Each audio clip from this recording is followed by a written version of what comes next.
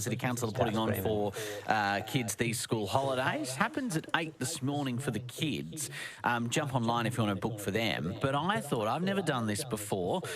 I want to see what it's like. You're doing it. I am abseiling this morning. Harness, mat, down. With the hat. This is why I'm wearing the activewear, not just because I was going to go get a coffee, you know, down at the cafe after 8, as so many people often do in their activewear. Usually that's enough reason to get into the activewear. Yeah. Okay, all right. So, all right, Logan, you're going to be mic'd up, of course. You're going to talk. Yeah, so I want to take you through it this morning. I'll be mic'd up, and apparently it can take anywhere from 1 minute to 15 minutes. Now, that's quite the window, but I'm told that's because if you freeze halfway down the cliff, all of a sudden you freak out. So I know I won't have 15 minutes with you this morning, so I'm going to have to pack my confidence. And instead of packing something else. a lunch. I'm feigning surprise here, of course, because I know you'd prefer Craig and Loretta when they're here. They just send you to pubs for the most part, but I'm very much pushing you over a cliff today. Very much so. In fact, last time I was at Kangaroo Point, I was running up the stairs as part of my Mat on a Mission. So there seems to be a theme here with this job, but looking forward to taking on the challenge this morning. Activewear out and about. Mat on a mission ahead of a run with Brad at some point. That's going to happen. Good luck to you, sir. Thank you. Thank you. How's that audio? Good. I can't wait to hear this. Before 8 this morning, Matt Hepworth. Mat on a mission. Matt going down the Kangaroo Point cliffs. That will be something. It truly will. 612 ABC Brisbane. All right, got to watch the audio. Prince. Well, could be a copyright on that one. We might be sort of thing to brush that audio down a bit. Just leave that down there. Okay.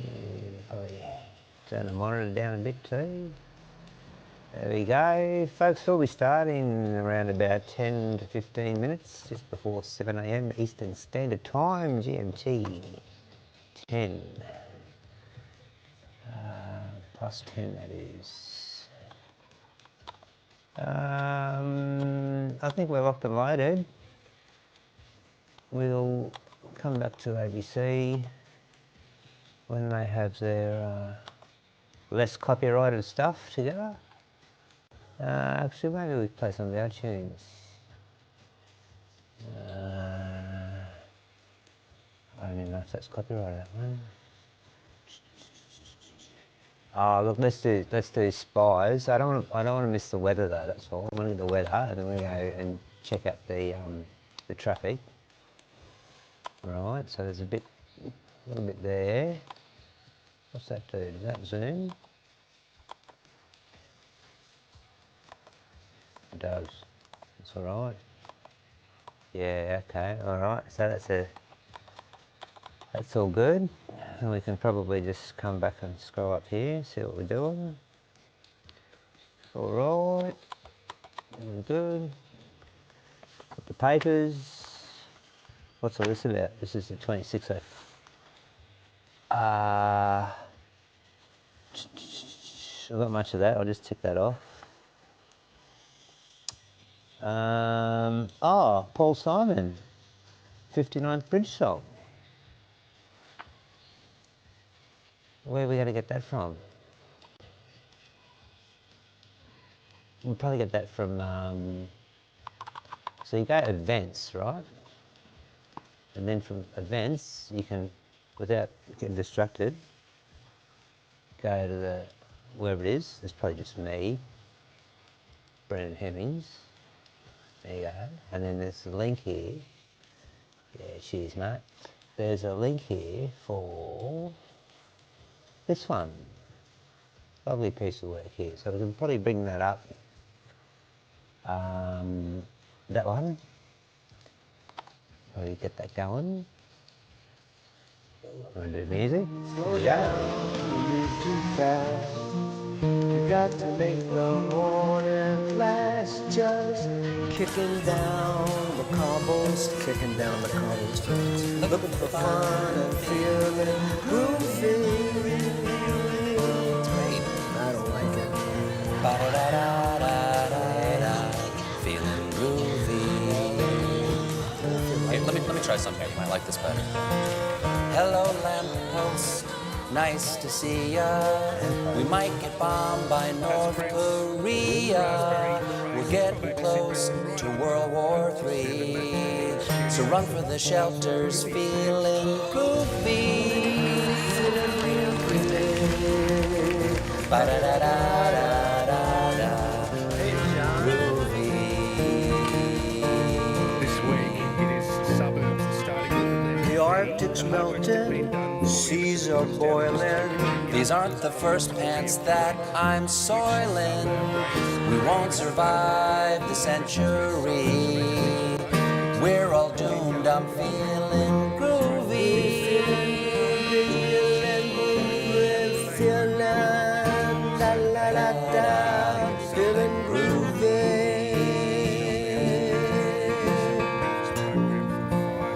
Kellyanne Conway makes no sense. And even if Trump goes, we're stuck with Mike Pence. Plus, he might win the big one in 2020. Nevertheless, all is groovy.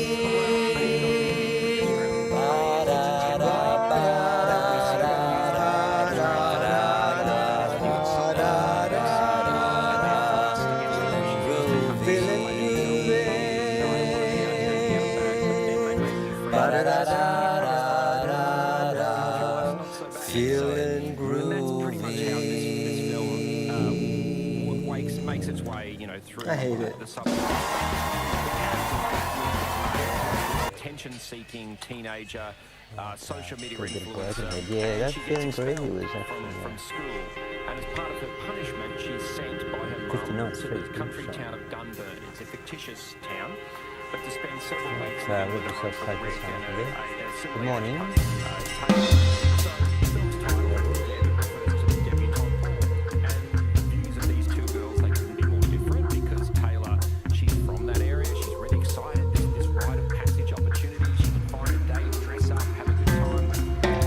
You know it hasn't been a long time and she starts work on a podcast since we've been around. of the people participating in the debutante ball. But that don't matter none. The source material is We've only been going to ground since the man started hunting all our brothers and sisters down. We've been running for cover. Now it's time to shake those bastards down. So wake up the colonel and tell them that it's time to jump and shout. You wake up the colonel, time to rouse you army now.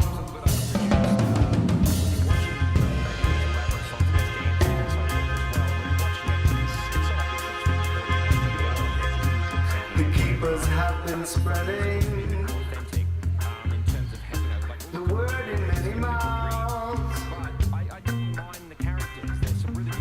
calling out to the children to hold up their hands and put up a fight now.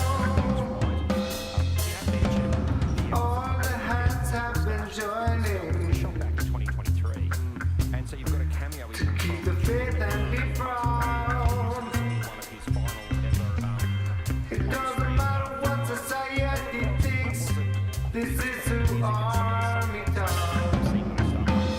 So wake up the colonel and tell them that it's time to jump and shout. So wake up the colonel, time to rouse the army now.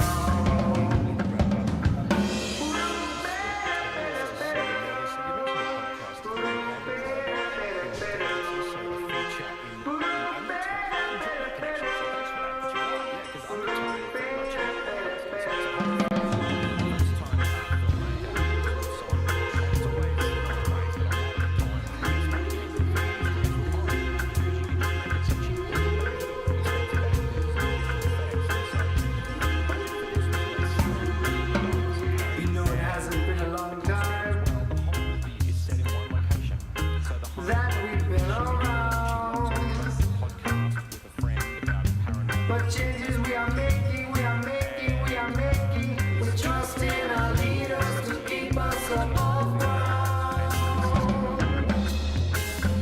So join your hands all together and cry out so loud to wake up the ignorance that try to shut us down. So wake up the colonel and tell them that it's time to jump and shout. You wake up the colonels, time to rouse the army out. Put 'em better, better, better. Put 'em better, better, better. Put 'em better, better, better. Put 'em better, better, better. Put 'em better, better, better. Put 'em better, better, better. Put 'em better, better, better. Put 'em better, better, better. So it's a really strong return on investment. As I said, I mentioned what the cost was. So I think Undertone's a low-budget horror film. I'll give it a B. A B, okay, B for Undertone, following a B minus for the Deb from Rebel Wilson. Now, we're going to jump from horror to a rom-com now with You, Me and Tuscany. Yeah, I like the title. Haven't seen it though, wasn't previewed. So romantic comedy, young woman heads to a Tuscan villa and she gets caught up in this series of misadventures. So it's from the director of Marry Me. But if you like your rom-coms, then you can check that one out. You, Me and Tuscany. Okay, You, Me and Tuscany, and you may or may not wrap it up next week, I guess. Yeah, I'll try to see it over the weekend. I note you're wearing your golf polo. Is it straight to the course from No, here? no, I'm going to work today. So, Matt, no, is it true? I am going to work today. I will be seen there. If you're listening, boss, I think he's telling the truth there. Matty Toomey with those reviews there. Once again, the Deb, Undertone, and You, Me and Tuscany, mate. Always a pleasure. Thank you very much. Thanks, Joel. Matt Toomey there with those recommendations. If you've seen any of them, let us know what you think. Of course, you can send that text through 0467 922 612. You can call 1300 222 612. The other day we were looking for a Kevin Costner film for Michaela to watch. Producer Michaela here, and we landed on, I believe, Field of Dreams. And Michaela, just thumbs up if you loved it. Yeah, the thumbs up there. There you go. Thank you, everyone, for that one. The suburbs, of course, Anne from Victoria Point is sent a little spiel for Victoria Point. There you go. A community for all ages and a gateway to beautiful islands for everyone to enjoy. There you go. The gauntlet laid down for Victoria Point. That's very good. Let's see if we have a response for Virginia. You can text either Virginia or Victoria Point as the race heats up for Brisbane's best suburb. Money moves fast. News comes at you quickly. I'm Carrington Clark, host of the new podcast, ABC Business Daily. We take the big business stories and break them down. Search for the ABC Business Daily podcast on ABC Listen.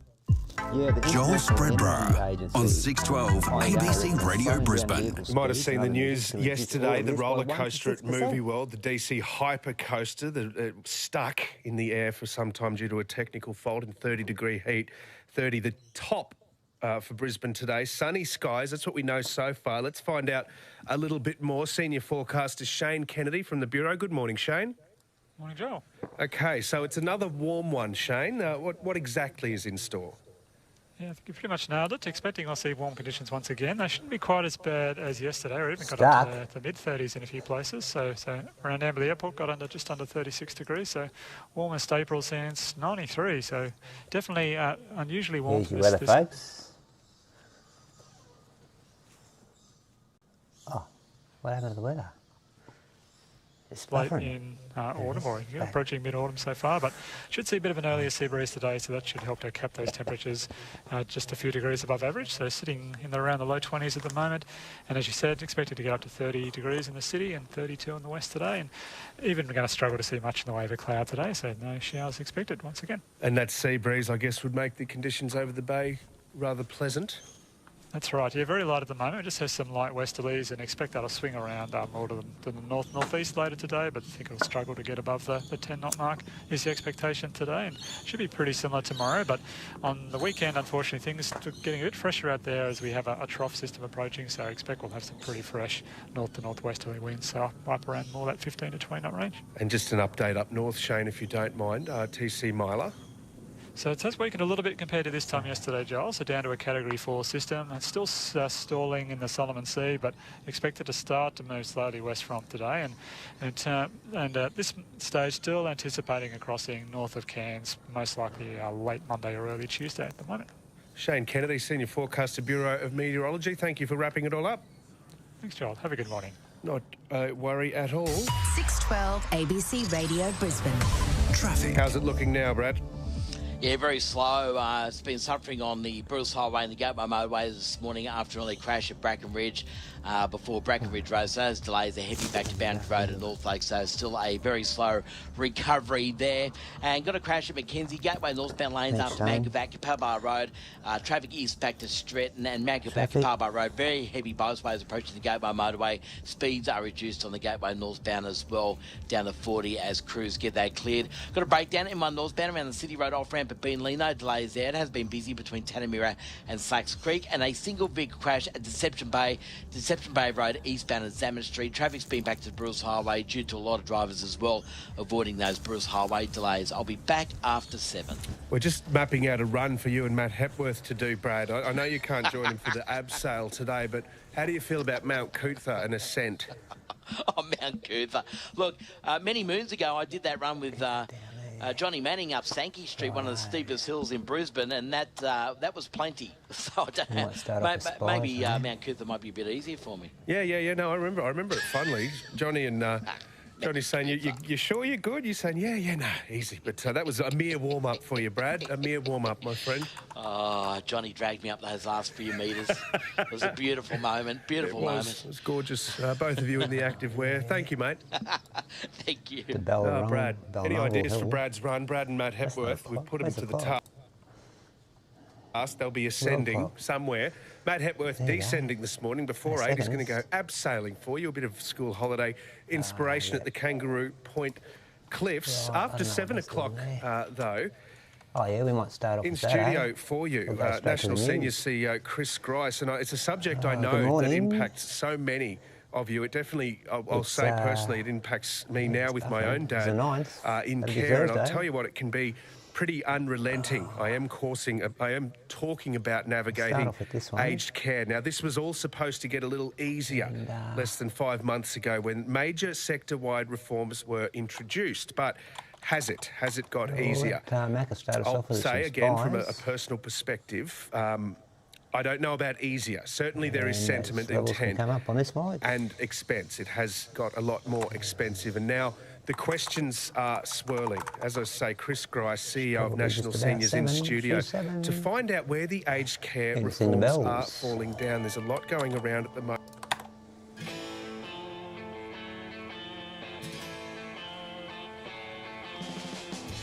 Probably a bit of this coming on. Seen in Hong Kong nightclubs, in casinos on Macau. We seek the Brill Cream Budgie. He knows the where, the how. For beyond the bamboo curtain. Oh, it's very soon. Find out what's going on. So all the sports go just put together. All in one place. There's no pattern, it's spies. Spies like us.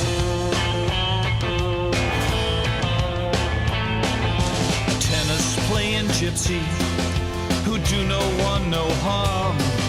A foreign correspondent, a book under his arm. But who's that in the red chong salmon? Is she one of us? There's a million girls like Susie Wong for spies like us.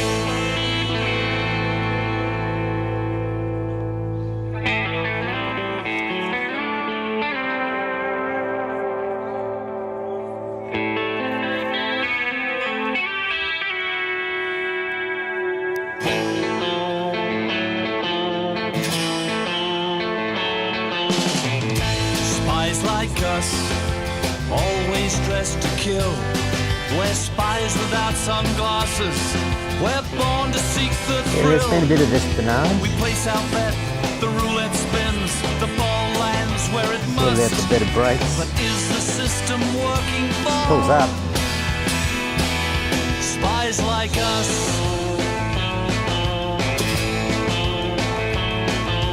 Sometimes in a rickshaw, we're sometimes on a train. Our passport stamped, we know the score. We're cool as Chinese jade.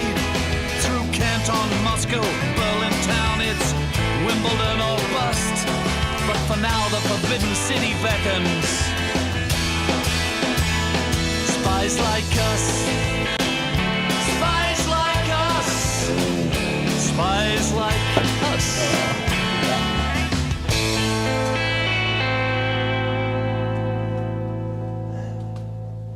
It's good now. She's Thursday. Morning all. Stand-up time. The Packham podcast.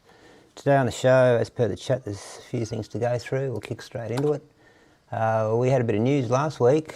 Channel 9 had the chopper out. Don't know how much fuel that used, but bucket ticked. Bucket this. At State Parliament, Josie, e-bike protesters have caused more disruption for commuters tonight. They have, Joel. Hundreds of e-bike riders this afternoon have ridden their e-bikes from Kangaroo Point over the Story Bridge through peak hour, through the city, and they've just made their way here behind me to State Parliament. And this is all in protest to the state government's new e-bike laws that are set to be introduced from July 1, so just a few months away. And what they're protesting over under these new laws, under 16s will no longer be able to ride these e-bikes. Anyone over the age of 16 will require at least a learner licence. And the main thing that they have an issue with this new legislation is that 10 kilometre per hour speed limits will be put in place across shared pathways all over the state. So take a listen at how they say this will affect them. That's going to force a lot of riders, which includes, you know, mums with the cargo bikes with the two kids going to daycare, out into dangerous traffic. And cyclists are angry because it's putting our lives at risk. This is effectively getting people off shared paths and onto high-speed roads with cars. Yeah, so following on from Matt Burke and Amanda's piece there, we've got effectively for the PMDs, so that's e-scooters, ESCs, etc. It looks like they're opening access to roads that are up to 60 kilometres per hour now, instead of where we're down at about 50. And according to what Phil was saying last night, that would likely include roads which are currently prohibited, such as one-way roads, roads with divided lines, line-marked roads, etc. Interesting. I wouldn't belt down Wynnum Road, but sometimes it's probably safer on Wynnum Road than the driveways that come along the shared path, footpath or whatever you want to call it on the side of it, that's for sure. Longer lengths of e-scooters or PMDs in the length have gone to a wheelbase now as opposed to a end-to-end length. So that typically allows for larger tyres, more stability and that sort of thing. My particular, I think one of my scooters is probably over the legal length at the moment with mud guards and stuff on it, but under the new model is allowed for that to be considered legal. So there's actually a few little improvements in that 60 per hour access, the lengths. There's still no limit in power with regards to nominal motor power or current that's provided to it, so you know, peak power. Whereas the e-bikes have always had that 250 watt limit, okay? So there's been a little bit of rubbish around this 10 kilometre per hour path type stuff. So, you know, if the road is available to use, yeah, get on it. That's where a lot of other sort of countries go. And if you're on the path in an area that's busy and congested, it's 10 k's per hour. So all the path walkers are going to be expecting you to be doing 10 k's an hour. I don't know how they're going to go with the cyclist that's got no electrics going at 30, 40 k's per hour past them, but it's nice just to have a consistent, we just want consistent, everything's just consistent. It's all normal, predictable and that sort of thing. You really need to ride to suit the conditions. And, you know, if you've got a car coming up your arse on a road, on a hill, on an incline, you don't want to be limited to 25 k's per hour. Because when you limit, let's say your scooter's 50 km per hour, top speed, right, unlimited. When you limit it to 25, most of the implementations are quite primitive in that they simply just halve the current. So you also lose half the torque, half the hill climbing capability. So when you're going up the hill at the legal speed of 25 kilometres per hour, but you've had to limit it to be 25 when you lift it up and hit the throttle, and she's only going on 25, you've actually dropped your current down by half, so your motor power halves. So instead of going up a hill that let's say had 1200 watts available to you, you've only got 600 watts. And it's not safe to be doing that. And it's certainly not safe to be going up a footpath on a hill at 10 k's per hour as well. So ride to suit the conditions. There is nothing in this new bill that really reflects rider judgment, using your brain and consistency in the areas that allows all sorts of different types of activity and behaviour to be predictable in those certain areas. Going up a hill with a car behind you, you want to get out of the way. So, you don't want to limit the thing. Ride and suit your capability, so the rider, have a bit of think about, are you able to ride over this area, this obstacle, through this area, amongst this traffic, all those sorts of external things, right? So there's a little bit of judgment on the rider's capability, in addition to the first one being the conditions, and the third one, of course, is your vehicle capacity. We call them vehicles now. I used to call them scooters, but everyone calls them vehicles. You just want to sort of, have the appropriate, it might be suspension, brakes, size of the handlebar, stability, for both your conditions and your capability. So, yeah, just ride to suit your vehicle capability. If your scooter doesn't have very good suspension or a steering dampener, you shouldn't probably be riding it much more than 20 k's an hour. If it starts to get a bit unstable and you get the old wobbly boot and the whiskey throttle and all that sort of stuff. At the moment, the way the bill has been crafted is to ride to the lowest common denominator. So that's tourists that expect cars to be, or vehicles, bikes and scooters, etc., to be on the road, right? Because they're from other countries where that's just the done thing. So it's the tourists, the visitors that come to Brisbane. It's the grey hairs that are retired from Hope Island and Cedar Broadwater that don't want their elected member, the Premier, to sort of let things just get out of control. And the same seat and the demographics got your Labradorians and all that sort of lower socio-economic type kids, youth, riding probably not in accordance to the social licence. So, yeah, I don't know how you fix that one, but yeah, the RACQ certainly did a good job of it. We'll probably get to that a little bit later on. Bells, they're mandatory, but it's not mandatory to use the bloody thing. So if you're within a certain proximity to other path users, there should be a certain understanding of what sorts of speed would be appropriate, safe and expected. That's that consistency. The bells, the audible warning, early notice on the bells is a good idea. And things probably work out a little bit better that way. See, as Macca was saying, back in the day, you'd used to, you get the bike and they'd say, right, don't ride on the footpath, you ride on the road. If you ride on the footpath, Sergeant so-and-so is going to come and give you a kick up the bum.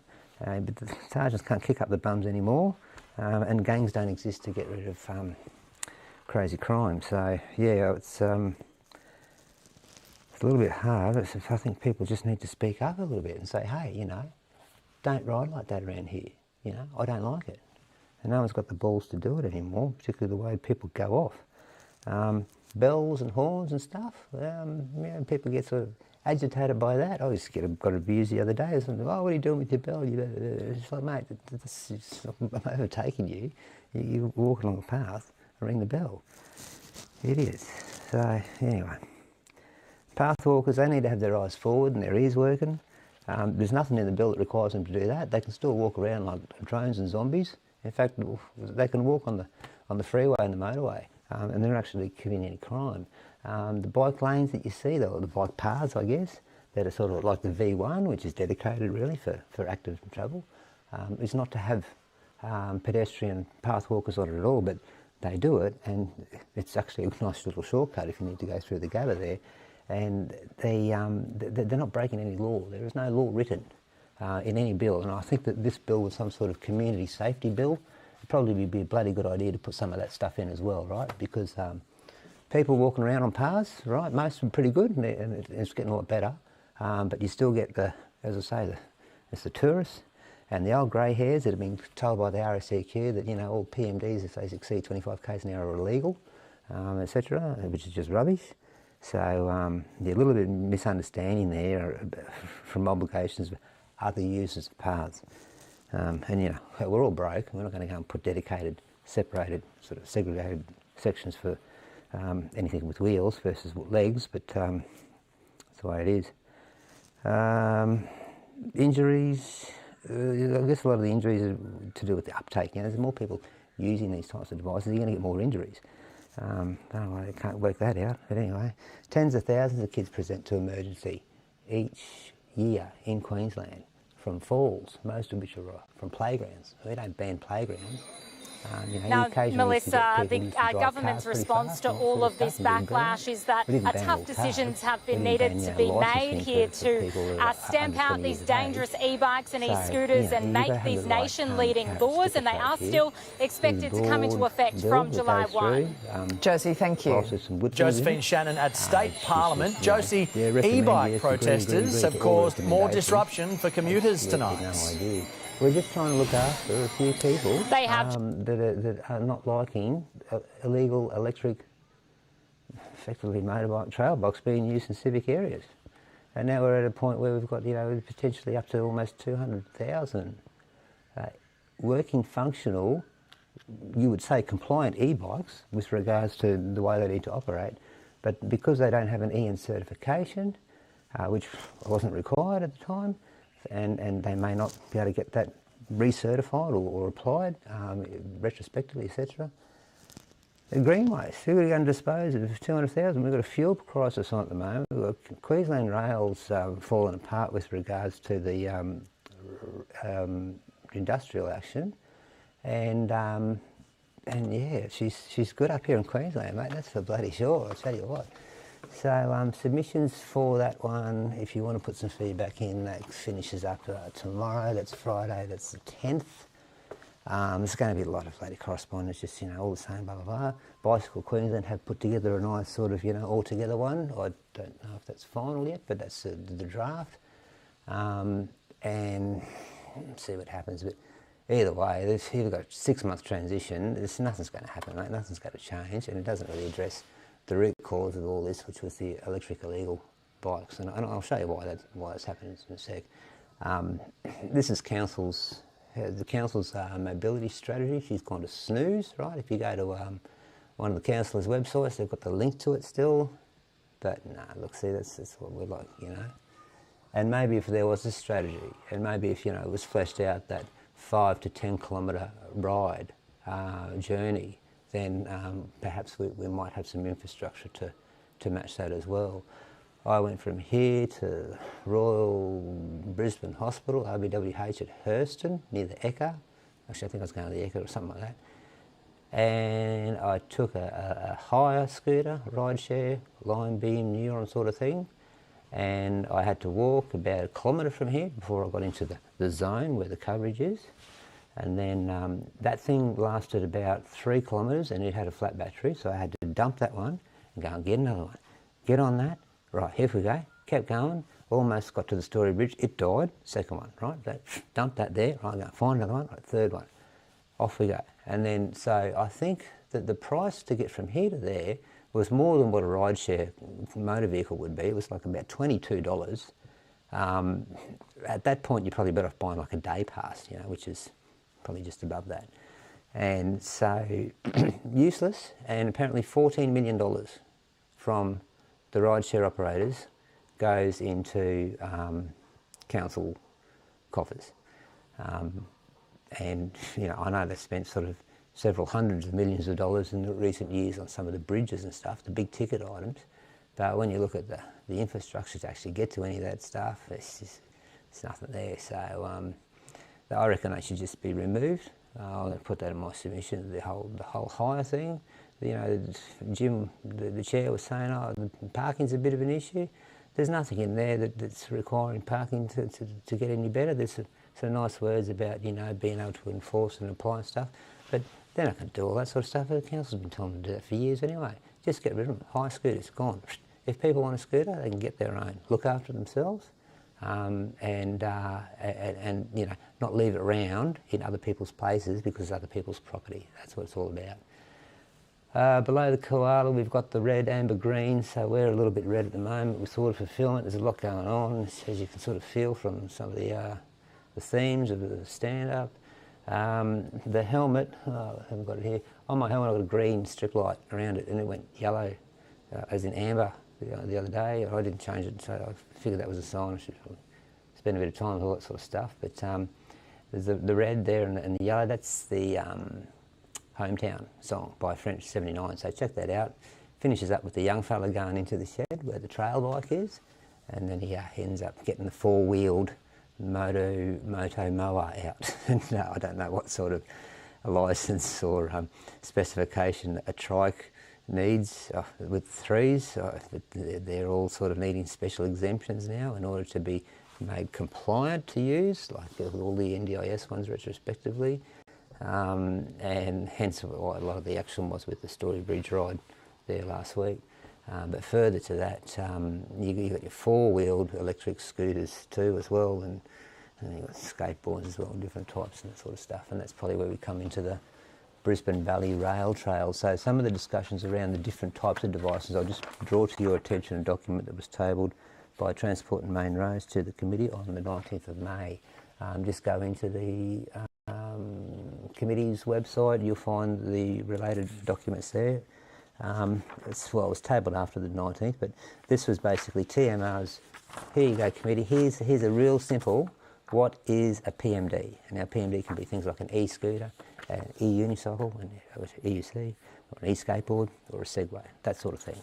Then e-bikes, okay, e-bikes, you know, you've got your commuter bikes, your e-cargo bikes, your e-mountain bikes, but they're effectively e-PACs. EPAC is electrically power assisted cycles. Power assist meaning the pedals, you've got to be using the pedals, the thumb throttle works just for 6 k's an hour or something, and then your pedals are doing it up to 25 kilometres per hour, and their EPACs I think are actually 200 watts. But subsequent to that, the 250 watt standard has been introduced, which is a European standard, and that's effectively the new one that's been put in the bill, which is sort of like, well, what happened to all the old EPACs, which are perfectly fine, and they weren't the ones tearing up the grass in the parks and upsetting the pathwalkers. Anyway, it's just like bloody drunken sailors. Electrically powered assisted cycles, the EPACs, 200 watts, and then non-compliant. So anything non-compliant is going to be things like, I should have brought this document up for you, sorry, but anyway, it's petrol-powered devices, 1,000 watt sort of, you know, Surony type, motorbikey type things and trail bikes and all that sort of stuff. There's one there, that's been called out by TMO, I wonder if I can put that there. The one on the, well, where I'm moving my finger, right, that one there. So that's a 750 watt motor, it'll do 45 kilometres per hour, and it's throttle controls, hasn't got the proper pedelecs stuff going on. That would be considered non-compliant. Now it says that these devices typically capable of being powered by throttle only, so no pedals needed, and they have a higher speed greater than 25 kilometres per hour. And the motor is typically greater than 250 watts, MCRP, don't know what that is, that'd just be like mean rated nominal power. So they're the ones, and now there's a lot of those around, and we're just going to have a bit of a look at how do we manage to get so many of those around in the community.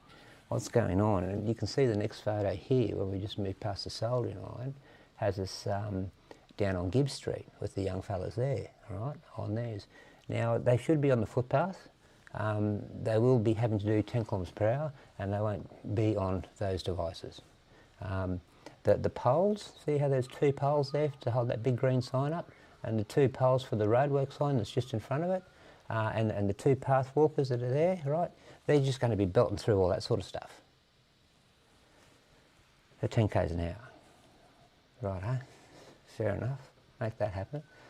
The ACMA did a nice little report on the ride. It was doing 96 k's per hour on the Thiess-built Western Freeway. And the following day, that particular company sold more of that particular make and model scooter than what they ever had in an entire month. So well done, ACMA. Well done to all the media that stirred this whole thing up and just made it all happen, and the social media and the companies, the retailers that are selling the illegal devices to make it look like it's all good and it's all legal. Yeah, not ideal at all. Not ideal at all. All right, what's next on the list here? Let's just go next. We've got the rail stuff. So yeah, I mean, there is scheduled work going on.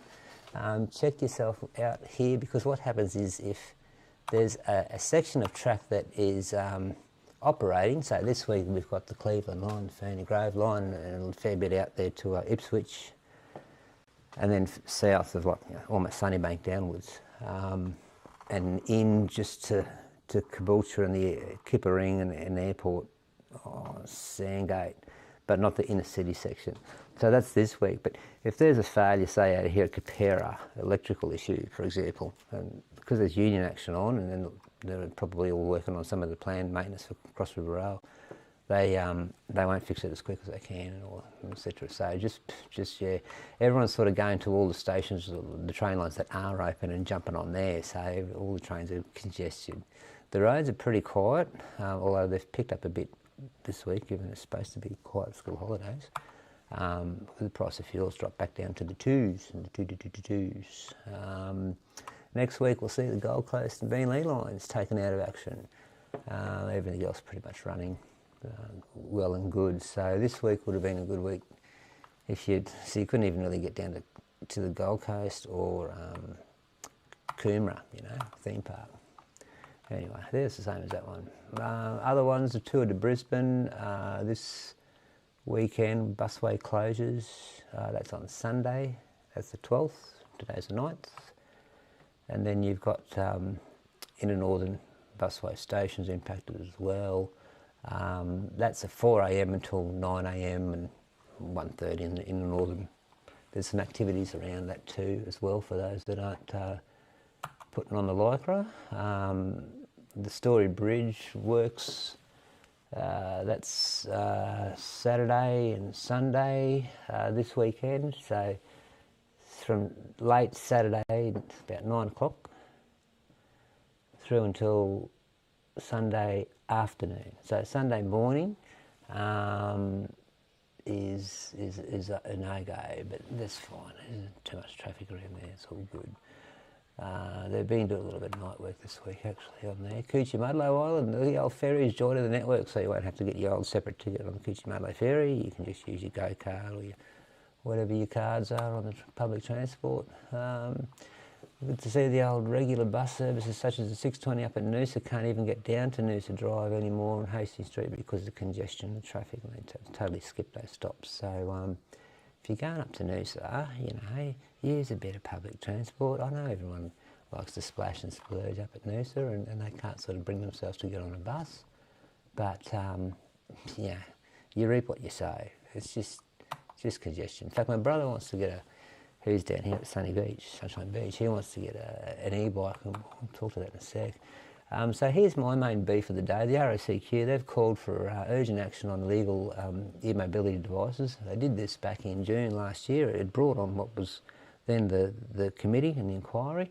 And it states here, and I highlighted in red, and I'll zoom in a little bit just in case you can't believe it, because I couldn't myself, that under the Queensland law, any e-scooter or e-bike that's used on roads or paths that's unregistered and powered to exceed 25 k's per hour is illegal. They should be classified as a motorcycle. Now, just so we're all very clear, under Queensland law, the PMD Amendment Act, etc., an e-scooter which is powered to exceed 25 kilometres per hour is not illegal. Okay? It's not. Now, it's in that one. It's in the it's totally contradictory to what was in this document here that the Brisbane Valley Rail Trail guys need to probably understand about different devices, which talks about registered vehicles, registerable vehicle as well, so you can get registerable ones. Okay, they've got Australian design rules around those ones. You can register those. So if you want to exceed 25 kilometres per hour, you can get a motorcycle, right? Or a dirt bike, like a trail bike type thing, or a moped. Okay, they're classed as a vehicle, so the Australian design rules. You can register the bloody things. You can't register an e-scooter in Australia, period.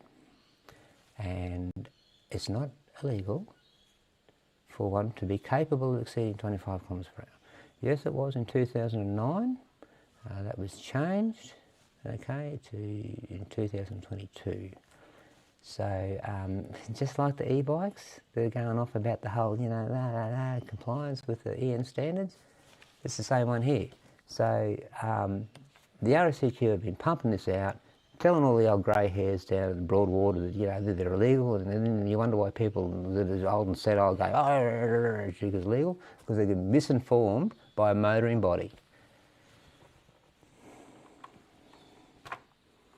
And they did it again in the next media release, and again before Christmas, and then finally, I guess they worked it out. We've got a dashboard. When we're busy, it shows you where orders are. Okay, I don't just pick orders all day. I've got to receive stock, I've got to order new stock in, I've got to sort stock ready for sale, all that sort of stuff. So keep an eye on that. We're going to smash all these ones off today. What's this one here? These ones are here.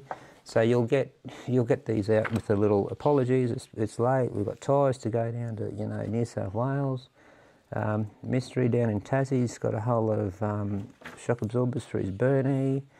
We've got, brakes, tyres, tubes, wire collection boards and stuff up to Mackay, Even Motors up there. Dave's fixing up some carbos.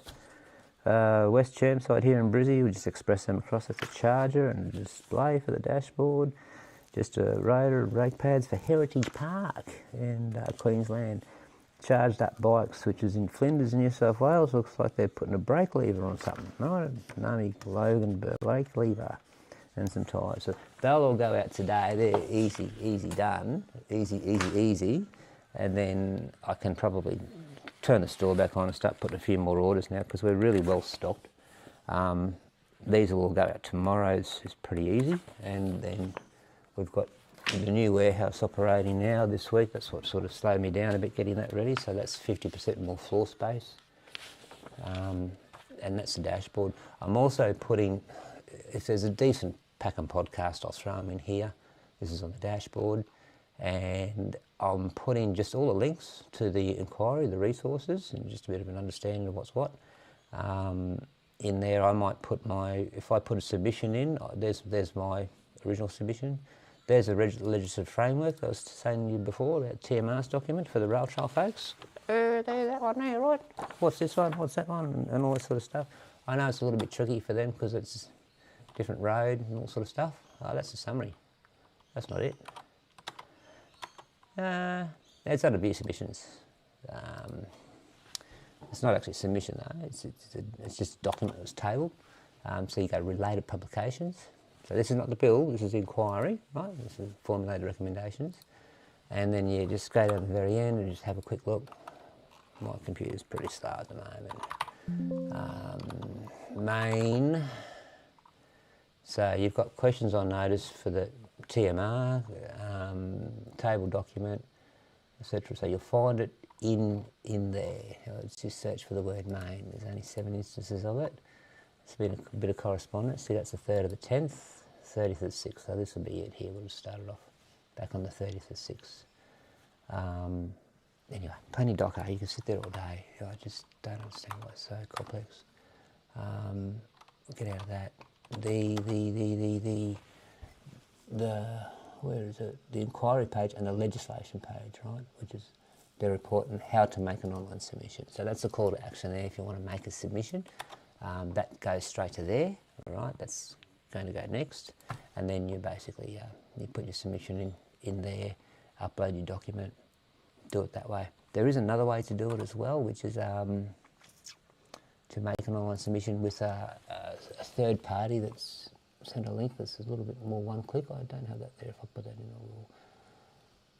The legislation page has documents. That's what I want to show you here. Ah, here you go. Alternatively, use this tool. Oh, there's no link there. I never got to the link. Must have got distracted. I think it was the Greens MP. Set that up. Related publications. So, public briefing last Thursday was the one I went to. The TMR gave a brief, and you'll note here there's a briefing paper as well. So the briefing paper, up she comes. Okay, was prepared for that session on Thursday, and it talks about earning, parental responsibility, industry responsibility, all that sort of stuff. So that's probably worth just reading, because I hadn't read it. It's always good to understand what they're saying, so print that on both sides. The other document, which was just an agenda, effectively, and Andrew has given some homework as well to advise as to who's on the reference group for PMDs, and it was just basically hire scooter operators, I think. Not much industry, not much user group representation. Further in this document is all about the current rules and types of devices and all that sort of stuff. So this is a very good understanding of what the current state of play is. Okay, don't listen to the RACQ. They are a motoring body. Okay, they would absolutely hate to have a lane taken out when there's 3 or 4 other lanes there for more active travel type devices to be used, as there are in most other bloody countries now, including China and Japan to an extent. Japan's got a pretty good public transport network there, doesn't it? All right, so that can go over there. That can go back in there. Thank you for that. What's next? So that's the dashboard. So this is say you've got the orders in here. Right? I can't bring it up too much, but that's I'll copy and paste that into the dashboard, right? And when we're caught up, when we're only like 1 or 2 days behind, don't worry about updating it too much. What has come in with tubes is a 10 by 2.5s in the heavy 160 grammers.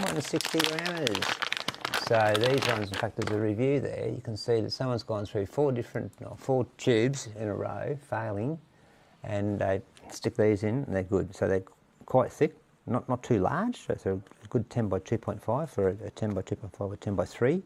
That one's about 145. All right, they're supposed to be 160, but they the bag's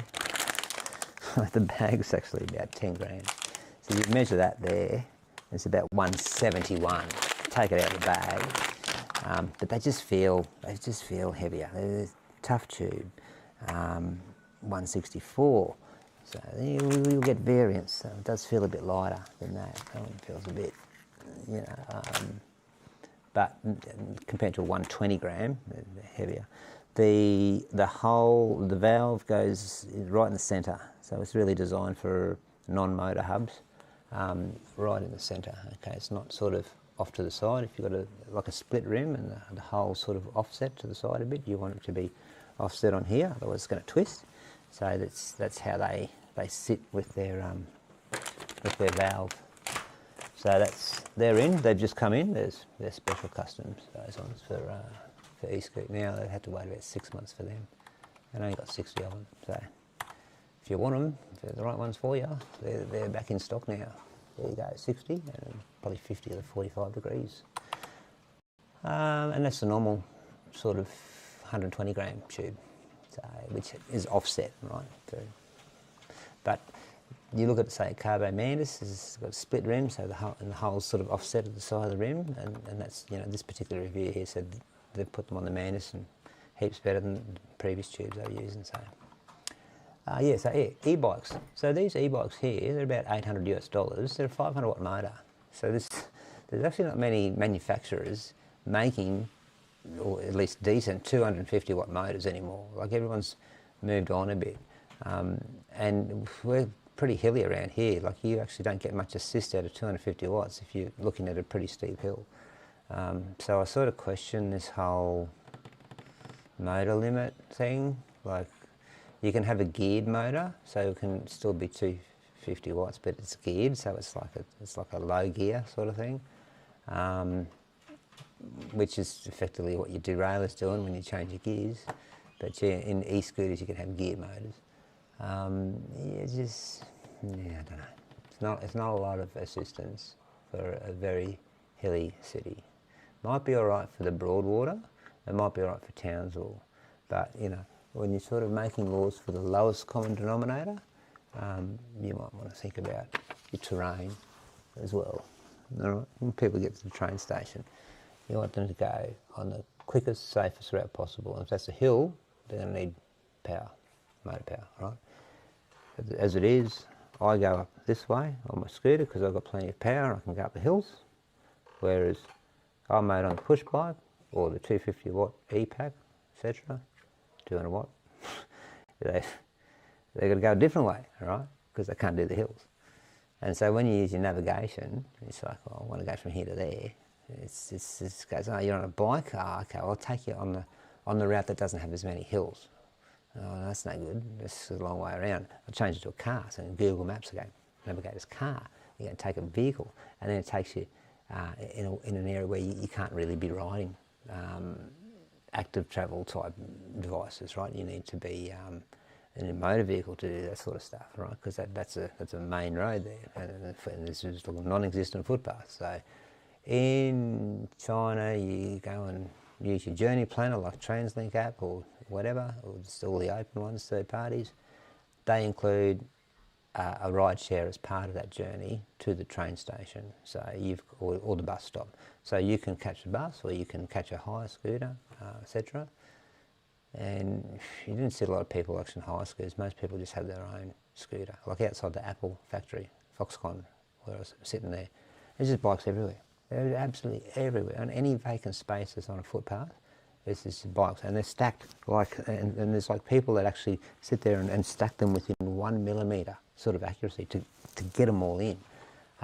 They got like, you know, probably 1,500 bikes outside the gates, and it's 3 o'clock shift change, and it's sitting there just waiting to go and get a feed and stuff, and they all come out like school gates, you know, like a high school. They all come out, and it was just like the whole area just turned into a massive, like a festival of people. It was like this band, stage one's finished, and stage two on the big day out's over there, and everyone just so you had basically just everyone just coming out, and there was street food and all sort of stuff, and the cars, they just go slow and give way, right? What was a road has just turned into a whole sort of civic plaza. And they were hanging around and chit-chatting and stuff, and they all seemed very happy and all that sort of stuff, all young people, of course.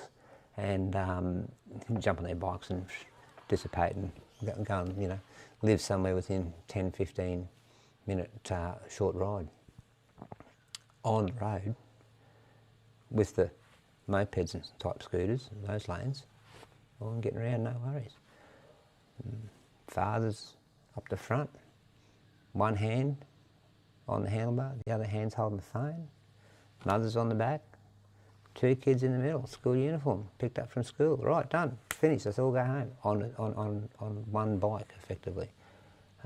Moped, whatever you want to call it. They call them scooters, because the traditional scooters that we're talking about here, the PMDs, don't have over there, not legal. They use proper scooters. So they, you know, no issues at all, no helmets, nothing. That's the done thing. Yeah, different world over there. So this is sort of, you know, when they come up with the bike, it's got a 500 watt motor on it, you know.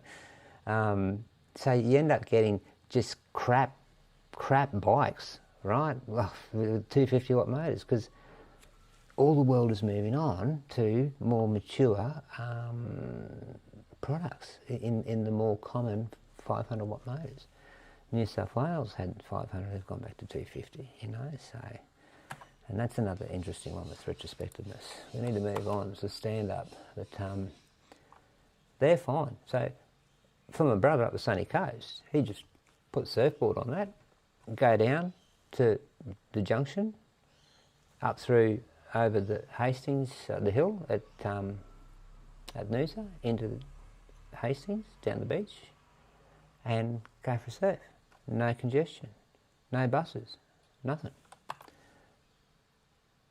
But it's not legal because the motor's a bit too big.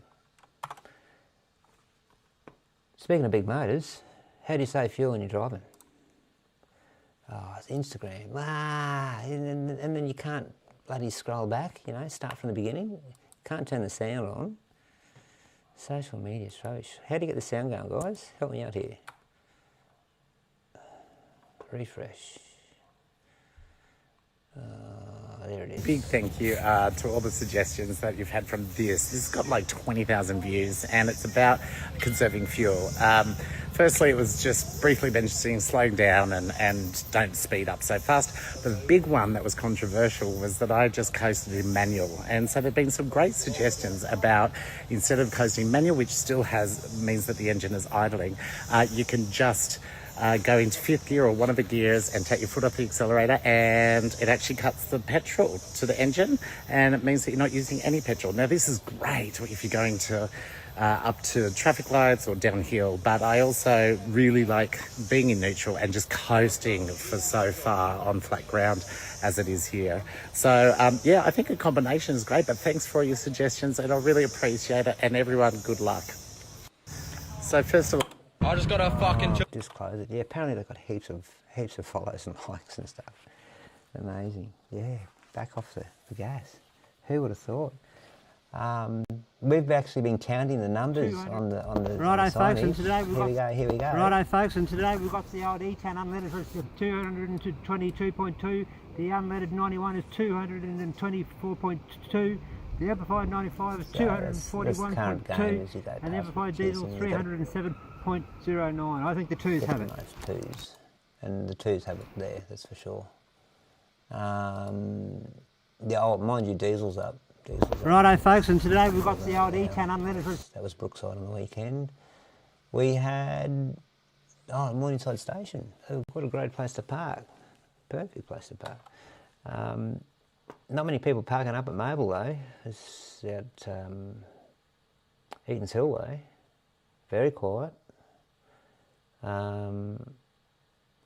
We had probably, I thought it was a fire horse. See, this was back in November. I'll get the volume up on this because this is probably going to be too loud. Porters, are they? That's right, yes, the retailers. Yes, it's almost like having a whole lot of cars in a city but no petrol stations. So there you go. There was Porters, are they? That's right, yes, the retailers. A lot of cars in the city, no petrol stations. That was in November, and as it turns out, there wasn't much petrol. I think it was several hundred servos out of fuel. The bell's going all right. That's the taco bell at the servo.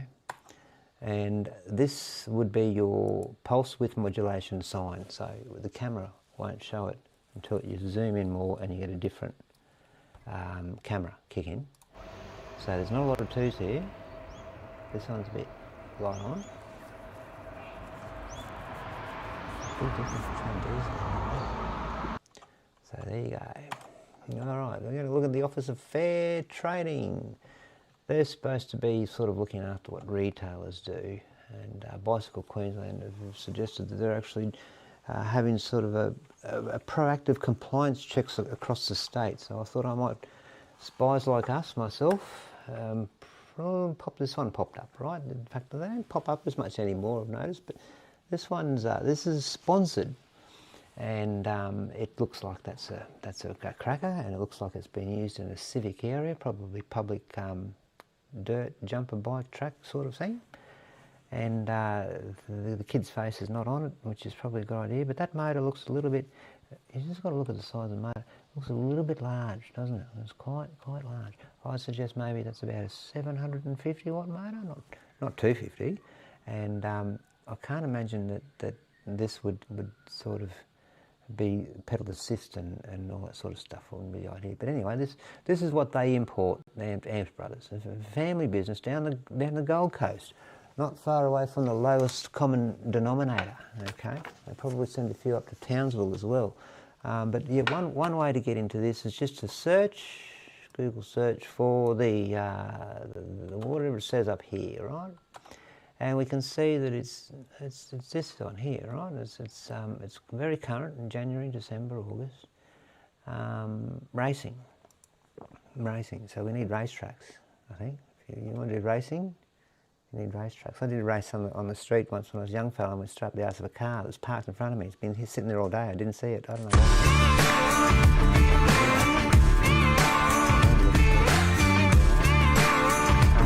So this is great. This is good fun. It's good for the kids.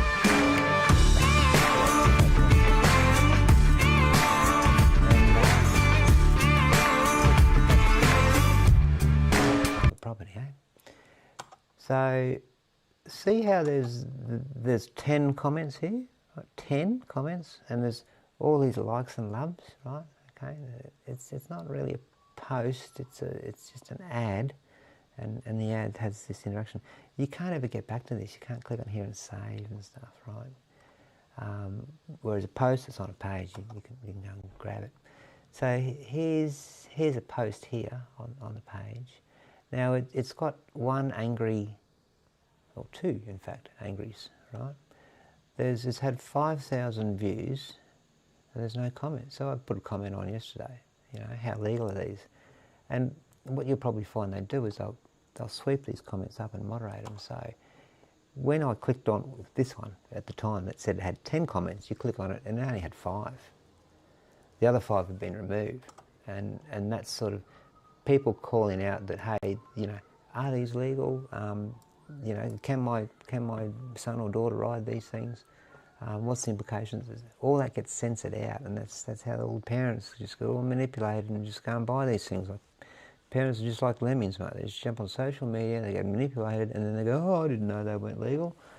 Well, they are not legal, and you know, when your retailers are constraining your staff from actually saying what the law is and putting them under duress, you know, before they close their doors, okay, and dump a whole lot of product on the market now that doesn't have any warranty or support, and then all those customers ring up me and want me to fix some stuff, and I get smashed, and you wonder why I'm so busy, is because, you know, it's just the behaviour of the operator. Now, if they've closed down, they've closed up the businesses, there's probably no recourse, right? But there's other ones out there doing it.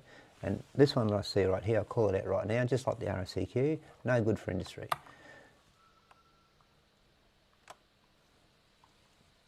Thanks, Steve. Steve down in Tassie, East Battery. How legal are they? So I don't know, let's see what happens if that gets removed. There's one there, that's like a Surony type thing. The old mate that's here in the photo, his face is protected to hide his identity. He's quite crafty with his engineering skills on these things, so it need not be imported complete. He would be able to source all the parts separately and put it together and do an illegal one. So I don't know if the border laws are going to change some of his creative skills. That's his passion. He loves it. He rides around here a bit sometimes, and I pull him up when they do monos and wheelies and stuff around the place, just because it's, you know, it shouldn't be done. This one here is oh, let's see what the sound's going to work this time. It is the bell. So this is the post office. Sometimes you get a phone call about 3:30 and they say drive safe when you're off to the post office. And we don't need any cars on the road, we've got the electric mobility. So, strapping, packing, get your bell, your timber bell. What have we got here? Your horn. The bell and horn. Coming through! Bell and the horn. There's actually some bells here. One of the listeners called Macca's program on Sunday and asked for some bells to go up at Pueblo, which is Harvey Bay. So that one's actually going to be, that's for Ronnie. So along the pathways there, where the Harvey Bay, where they don't have the bells, so we'll have some of these bells that do the shaker, shaker, shakers sort of bell, like the timber knockoff bell. And then these ones, these are probably the best little bell that I find. Easy to apply and fit, screw on, and nice resonant sound. Right, pretty strong. So that's probably the best bell with regards to amplitude, volume, for the price. different colours. I can probably get them branded. So they got a little branding on them. I'll put a sticker on them. But yeah, that's it there. So there's no excuse for not having a bell. And I think I just start to throw them out in orders too, because I'd picked up about 100 of them. They're all good. So that'll be going up to Harvey Bay. So keep an eye out, guys, for the bells starting to be used along the Esplanade up around the Playable area. And Ronnie will sort you out if you need one, if he needs more. Let's go to the next setup here. Let's see the old gallery. This is the route to go in. Sort of going to the MOTO GUZZI dealer, right? Don's joint on Deshan Street near Maddie's on the Run. And there's two routes that you could cycle to on. The first route is going to take me the way I like to go is through these back streets and this back street and through here, but then this road, Timber Street, is a 60 km/h with a line down the middle of it. In fact, there's lines down here too, but they're not 60, they're back streets. Highway Patrol pulled me up about here when I went through this intersection with the traffic lights. So you just sort of got to go, right, well, I can use this route here, but then here I need to change it to this one and then do these back streets and just work it out. So you really need knowledge of which way to go. There's no mapping or any assistance. So and the more people that ride, the more people that then start to see where the people are going. Share your routes and that sort of stuff. We're pretty hilly up here, and then it's all very flat once you get to sort of Norman Park along. So that just gives you a bit of an idea of just sort of some of the differences between the different riding suited conditions, capability, and vehicles compatibility, and what the lowest common denominator is of the law. And it's just a dog's breakfast, mate. It's it. We just want it all the same. Right, well, it's like cars, all the same. Cars, trucks, buses, they're all the same. Sometimes there's a special, no buses in this lane or whatever. But they're generally just the same, predictable. Don, yeah, with Don's sanctuary of Don's spare parts specialist for the MOTO GUZZI bikes, right, nothing changes it. That stuff is just the same. You blink in our industry and it's all bloody different and everything's going on, Family fun ride, that's, we'll call it the family fun ride. That's a big family ride. That's on Sunday as part of the tour de Brisbane. Kurt's sorted that out, I think, probably, or them and there with the event on in the morning at 7 a.m. on Sunday with a 4-kilometre ride. Yeah, so that's Pedal Party Magellan, which is Brisbane, right? The Pedal Party crew. And that will be just a little ride around, and I think the weather said that there could be a trough, maybe. I don't know. Anyway, it shouldn't be too bad. Good weather today though, so I hope you have a good one. We're just about finished. Register, right? It's just so they know the numbers and stuff. If you're doing that, it's a side gig of the Tour de Brisbane, right? So that's on there. Go and check that out. We caught up with Ross. Ross Newis is actually the voiceover for all the voices on the Queensland rail trains, on the City Train network. This station, the next station will be. He doesn't do the doors closing piece, just in case anyone thought. That's a different voice, but Ross does all of those. Does a few promos as well, and he doesn't know much about trains, but. We'll see what happens with Ross anyway in upcoming events. This is a couple of Chevron fighters, mine and someone else's, 7260R. It's actually a Cooperoo on the way along near the train line. And this particular residence here, which has like a truck and dog parked at the front of it, has the traffic lights there. Oh, I wish I had another photo. It's pretty poor, wasn't it? There's traffic lights. I'll start at the beginning.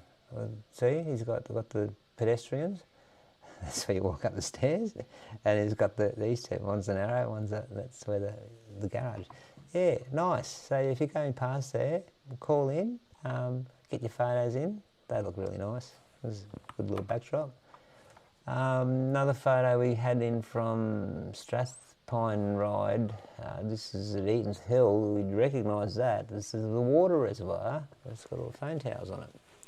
And she needs a bit of work, a bit of paint work here. But that's a signature tower of the area. It's pretty flat really around there. And underneath it is the old stonker on the back of the Fighter Ultra. So Fighter Supreme Ultra. So yeah, that was probably one of the nicest photos. But have a look how well it's focused on the curb and the wheel and the frame, focused on the handlebar, and focused up here, right? That's because there's probably plenty of light. So yeah, I'm happy with that. That's a cracker. There's also, I'm going to leave you with this. You should know this. I'm going to leave you with that. I'm going to go back to Joel for the 8 o'clock news, and I'm going to put this on. This one's for Harley. Good morning, Harley. Thanks for listening, folks. Watch this RACQ, Robbie. That man in the picture, he didn't fly through the air. He's no superhero, he's sure no millionaire. He didn't walk on the moon, he didn't save the world today. But he's my hero anyway. We all need a hero, someone to follow, someone to look up to, a good role model. Well, I'm sitting here looking at an old photograph upon my wall. The man in the picture had it all. That man in the picture, he didn't fly through the air. He's no superhero, he's sure no millionaire. He didn't walk on the moon, he didn't save the world today. But he's my hero anyway.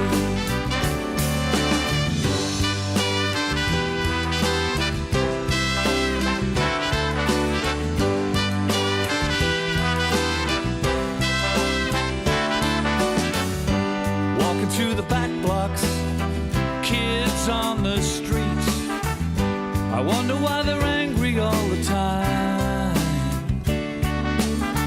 Well, they're all out searching for something that they just don't find. Guess they need a hero just like mine. Like the man in the picture, he didn't fly through the air.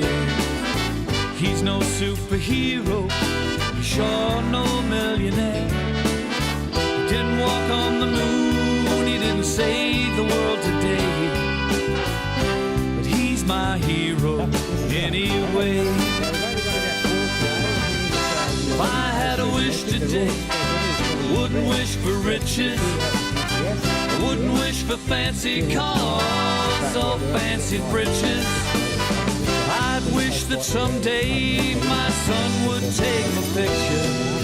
Say, that man in the picture, he didn't fly through the air. He's no superhero, he's sure no millionaire. Didn't walk on the moon, he didn't save the world today. But he's my hero anyway. Kind and gentle man, best friend I ever had. He's my hero, he's my dad. That man in the picture, he's my hero, he's my dad. That man in the picture, he's my hero, he's my he's my hero, he's my dad. That man in the picture, he's my hero, he's my dad. That man in the picture, he's my hero, he's my dad. Start off by making your bed. If you make your bed every morning, you will have accomplished the first task of the day. fight It will give you a against small Hezbollah sense of pride, is not covered by and it the will encourage you to ceasefire. do another It's task, feared hundreds and another, of people have been killed another. in the attacks. And by the end of the day, that one task completed will have turned into many tasks completed. Making your bed will also reinforce the fact that the little things in life matter. If you can't do the little things right, you'll never be able to do the big things right. And if by chance you have a miserable day, you will come home to a bed that is made. These are the best of us, and they should be protected. That you made. US Vice President J.D. And a made bed gives you encouragement that tomorrow will be better. To To pass SEAL training, there are a series of long swims that must be completed. One is the night swim. Before the swim, the instructors joyfully brief the students on all the species of sharks that inhabit the waters off San Clemente.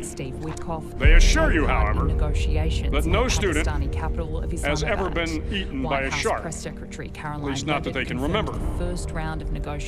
But you are also taught that if a shark begins to circle your position, stand your ground. Do not swim away. Do not act afraid.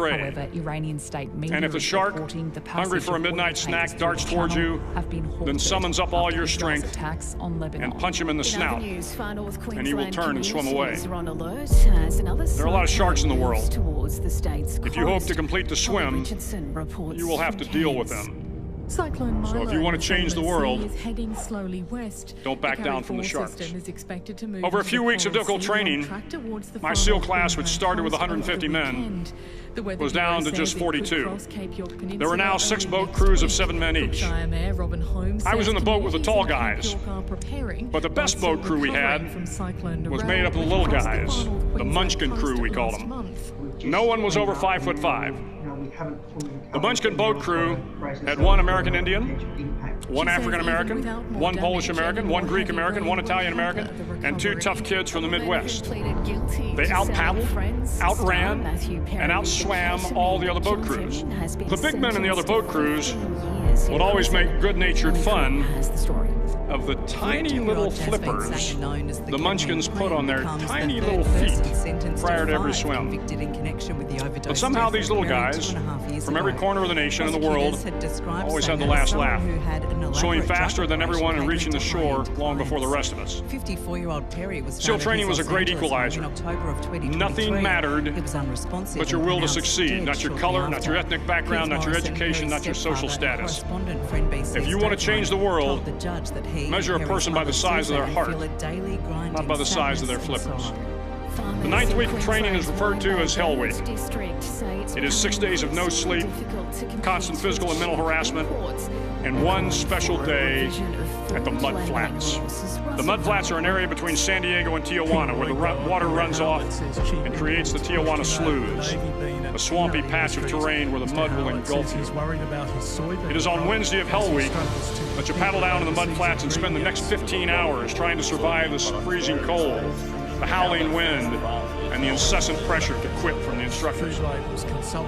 As the sun began to set that Wednesday evening, my training class, having committed some egregious infraction to rules, was ordered into the mud. The mud consumed each man till there was nothing visible but our heads. The instructors told us we could leave the mud if only 5 men would quit. Only 5 men, just 5 men, and we could get out of the oppressive cold. Looking around the mud flat, it was apparent that some students were about to give up. Followed by Jason Day, Adam Scott and Minwoo Lee. The weather for Queensland, isolated showers about the Mackay coast. It was still over 8 hours till the sun came up. 8 more hours of bone-chilling cold. The chattering teeth and the shivering moans of the trainees were so loud, it was hard to hear anything. And then one voice began to echo through the night. One voice raised in song. The song was terribly out of tune, but sung with great enthusiasm. One voice became 2, and 2 became 3, and before long, everyone in the class was singing. The instructors threatened us with more time in the mud if we kept up the singing, but the singing persisted. And somehow the mud seemed a little warmer, and the wind a little tamer, and the dawn not so far away. If I have learned anything in my time traveling the world, it is the power of hope. The power of one person, a Washington, a Lincoln, King, Mandela, and even a young girl from Pakistan, Malala. One person can change the world by giving people hope. So if you want to change the world, start each day with a task completed. Find someone to help you through life. Respect everyone. Know that life is not fair and that you will fail often. But if you take some risks, step up when the times are the toughest, face down the bullies, lift up the downtrodden, and never, ever give up. If you do these things, the next generation and the generations that follow will live in a world far better than the one we have today. And what started here will indeed have changed the world A for wave the of better. Israeli strikes pounding the Lebanese capital, Beirut. There's chaos on the streets as rescuers rush in G'day to and help welcome the to wounded Macca's and dig podcast. through the I rubble. love the scope of Israel our says program, it launched anything 100 and different everything. attacks on If the you want to get in Iranian-backed touch with militant Australia, group Hezbollah this is in the a place to do 10-minute it. window. Settle back Lebanese and join the authorities Australian phone estimate box. at least See you on the road. 250 people.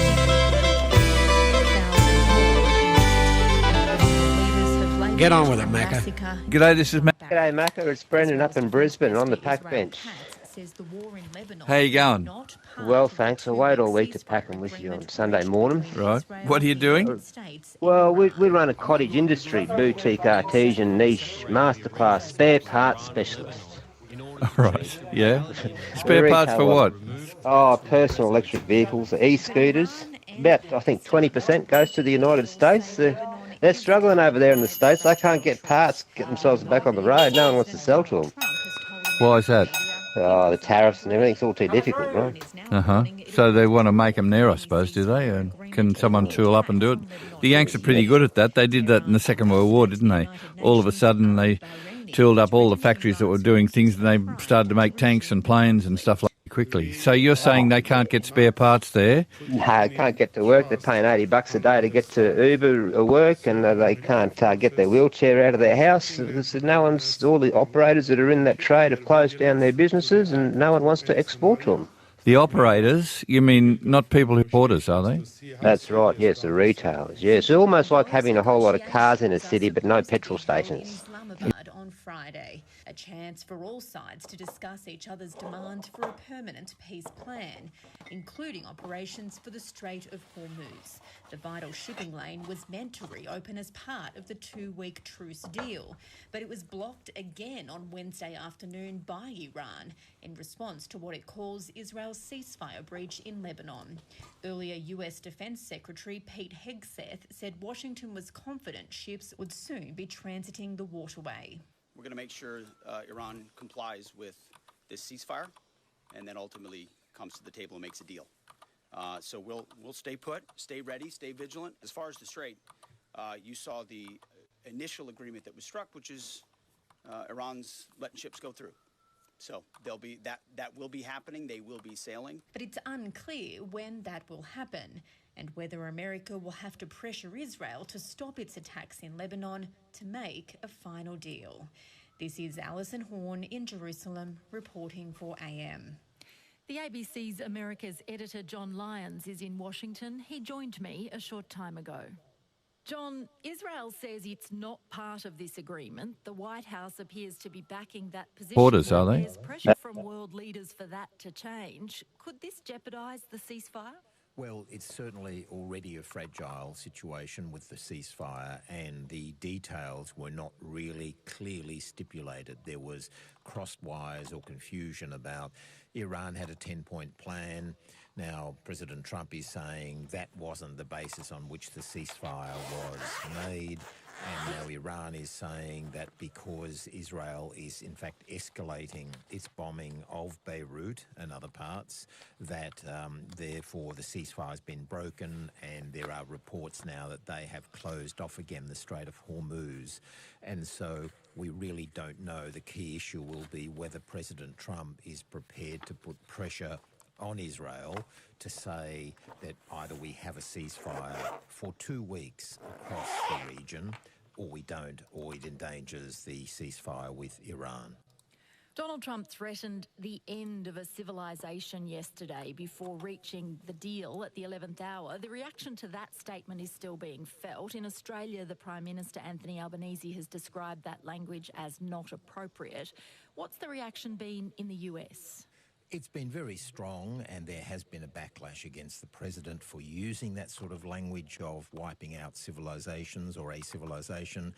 Megyn Kelly, who's a former Fox presenter, significant influencer here in America, more than 4 million YouTube subscribers, she said President Trump's negotiating tactic is to kill an entire country full of civilians, men, women and children.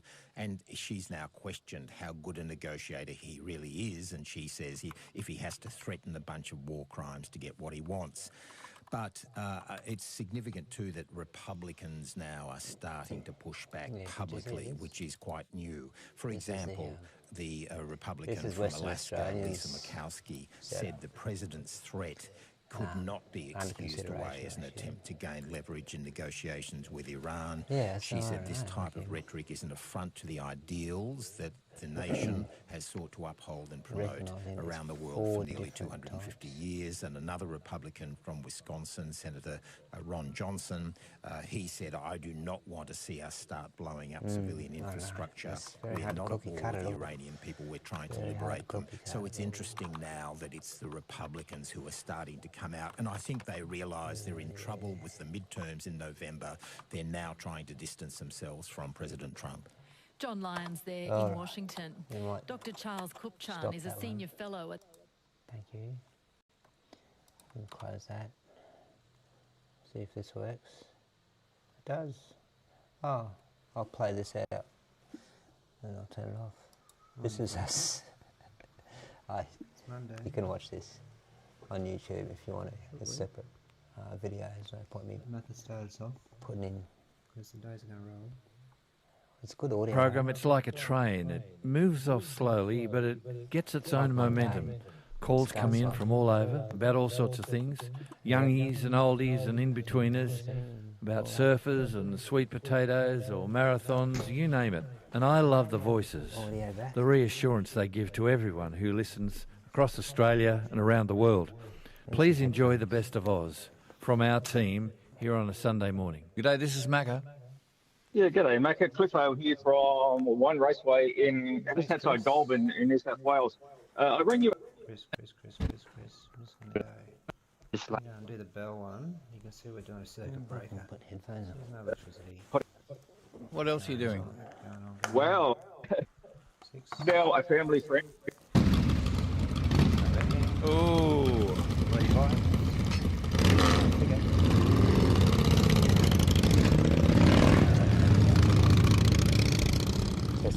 On the back of a bike, and he's off to Austin, Texas. But that sounds like a great day today at Goulburn at One Raceway. Should take my 1968 Honda CL175 down. Let's get a new battery. G'day, this is Macca.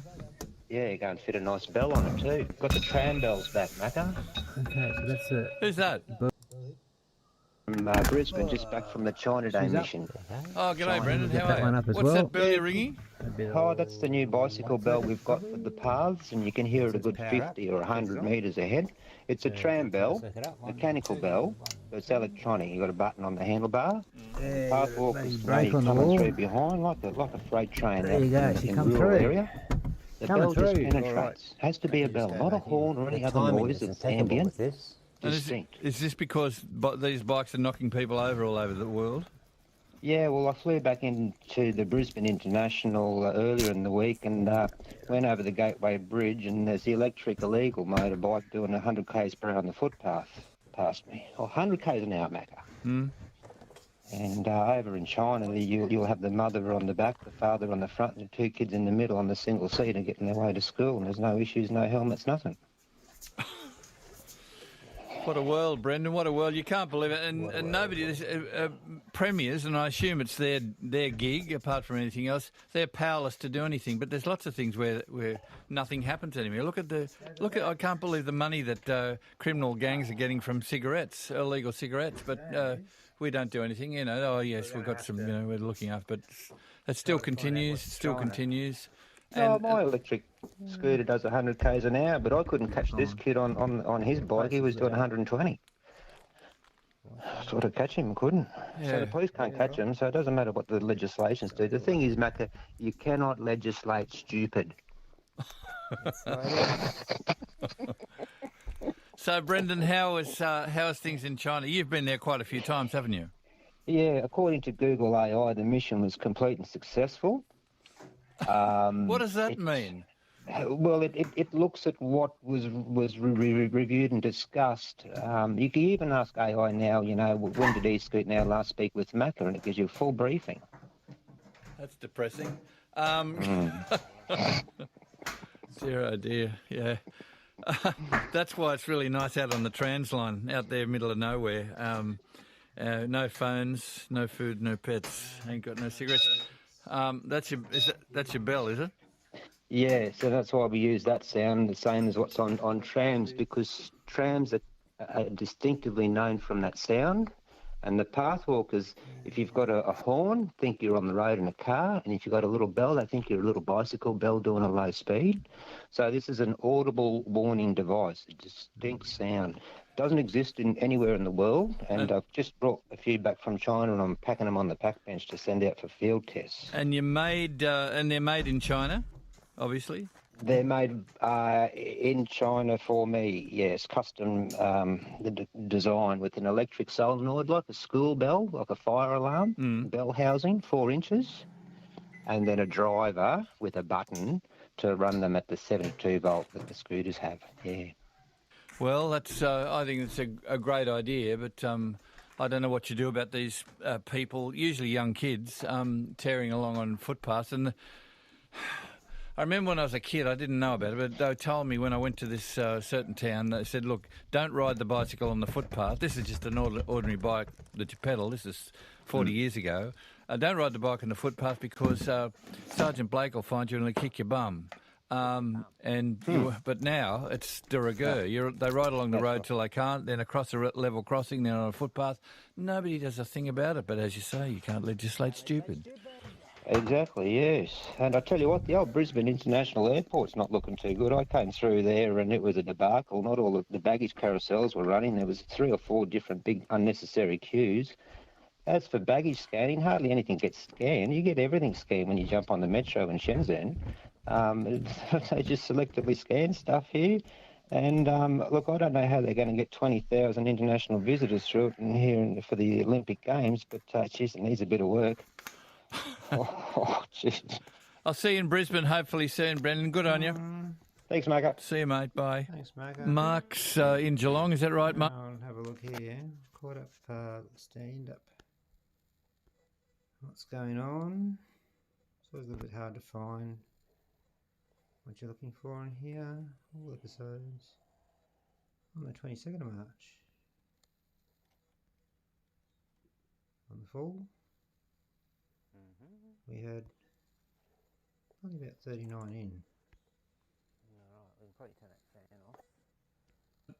Pete, yes, I'll play some train noise. We're out on the Nullarbor. It's a lovely place out on the Nullarbor, and you can hear the sound. Stand up. Oh, hey, come and join us. Savings out there this weekend, short week. We're all doing our OB out there. We go live with some of the AI customer inquiry assistance tooling. Counting fees, set up your hot run, just look around. Key there now for members, cool. I've had the dashboard with some of the P&B laws. GPS rates are up, shipping to the States went from about $80 to $180 I noticed during the week. Price of rubber I guess will be going up as well, and the tyres. Steel rails might be better. A long time ago by a railway line there lived a young boy with a face a bit like mine. He'd watch the steam trains rolling by. The days were long and the little boy's eyes were wide. He'd rush outside when he'd hear the sound of a slow goods train heading out of town. He'd swing on the gate and with a great big grin he'd wave at the drivers and the drivers waved back at him.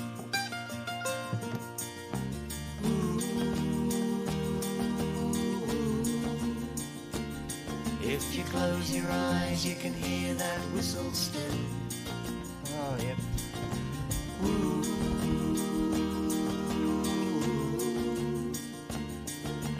clatter of the trains running back to Erskineville. Could be the kettle. Something's I'm at breaking the breaker. Tarcoola. It's a lovely afternoon here in Tarcoola, and I'm talking to Darren. Your last name, Darren? Reed. Darren Reed. Darren, you're a train driver. That's correct, yep. Been doing it for 20 years. Where do you live? Port Augusta. And you're here at Tarcoola, and this is, tell us why you're here. This is part of the whole deal, is it? Yeah, we drove a freight train out last night, here for about 21 hours, and drive again back to Port Augusta tonight. Okay, how did you become a train driver? My father was a driver for 30 years. Born and bred into it, I think. Yeah, that often happens, doesn't it, when people stay in the same industry, like father, like son. That's where the saying comes from, I think. Yeah, we got quite a few in Port Augusta what were their fathers were drivers. What do you like about being a train driver? Get a good mate you come to work with. It's just you and him in the cab, and it's you get to see the great outdoors, and you haven't got to answer to too many people. It's the best job in Australia, I'd reckon. Was it last year when the drought was on? A bloke rang me and told me about all the camels that were messed down on the railway line. I suppose you saw them. Yeah, a couple of years ago there, I actually went on holidays, and when I'd come back there was something like 40 dead camels laying adjacent to the track, and that was in a space of 4 weeks. I'd actually missed them all. Train driving is a much in demand occupation now, isn't it? Yeah, our company in Port Augusta's just put on about 15 trainees in the last 12 months, and before that I don't think anyone had put on any trainee drivers for approximately 10 years. There seems to be a lot of New Zealanders at the moment over driving trains. We've got quite a few just come on board in the last couple of weeks. So Darren, tell me about the trains. What sort of trains are they? What are they carrying? Mostly freight trains out here, like they all average this time of the year, 1,800 metres, 3,500, 4,500 tonnes. Anything from fridges, paint, stoves, cigarette lighters, whatever you want to be on there, it's on there. And busy? Oh, very busy this time of the year. We call it our peak period. Yeah, we're all flat out. Well, I suppose it's good to be busy. Pays the bills, that's it. What time do you leave tonight? 10:30 tonight. 10:30, and what time do you finish? About 4:30, 5 in the morning. I wish I could come with you, but nice to meet you and nice to talk to you. No worries, thanks mate. If it was rainy or fine, life was pretty good beside that railway line.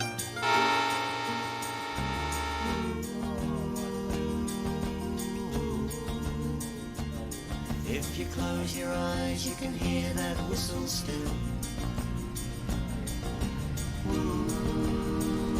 See you, boys. And the clatter of the trains running back to Erskineville.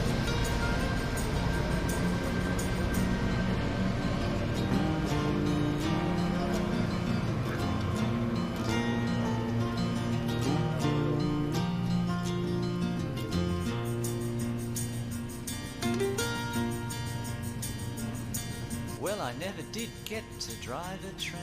Now there's famine and floods and war and acid rain. But when my little boy grins and waves to his dad, I think to myself, well, things aren't all that bad. And though my hair's getting more than a little bit grey, and the world seems to turn a bit quicker every day, I can still see through that young boy's eyes those endless days and steam trains rolling by.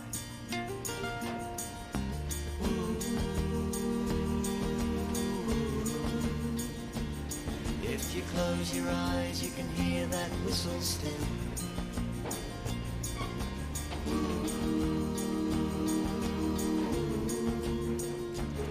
And the clatter of the trains running back to Erskineville.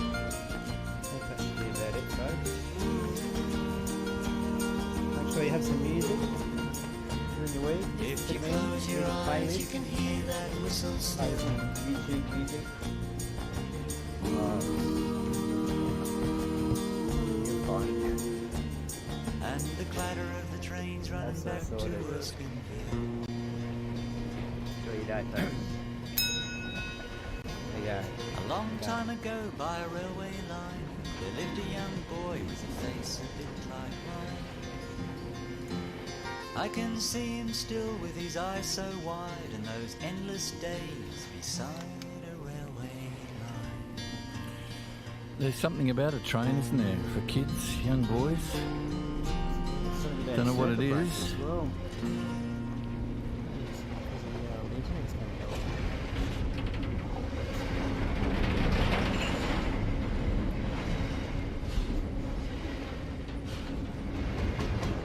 go past. You know, they're coming beside you. You can react accordingly.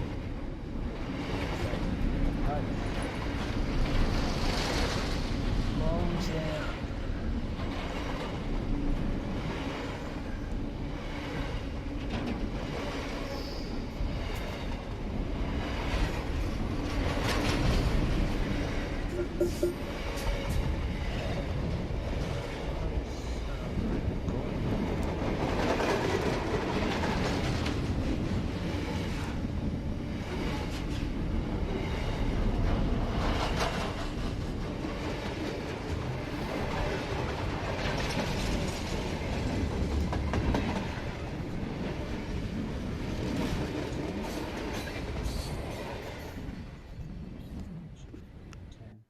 Oh, to be out there, and then there's nothing. There's nothing quite like it when you're out there and a train's going by. You see the train; it takes a while, and then there's the sound of nothing, which you don't experience much in life because if you live in the city or wherever you live, there's always some noise around the place, usually.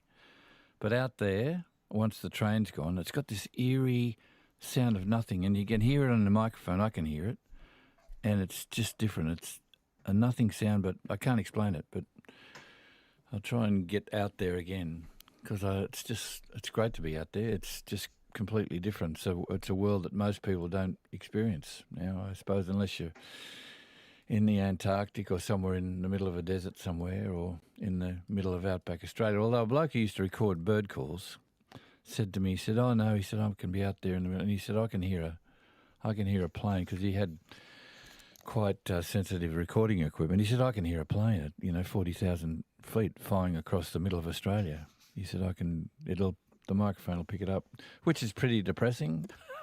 Good morning. Give us a ring. What are you up to?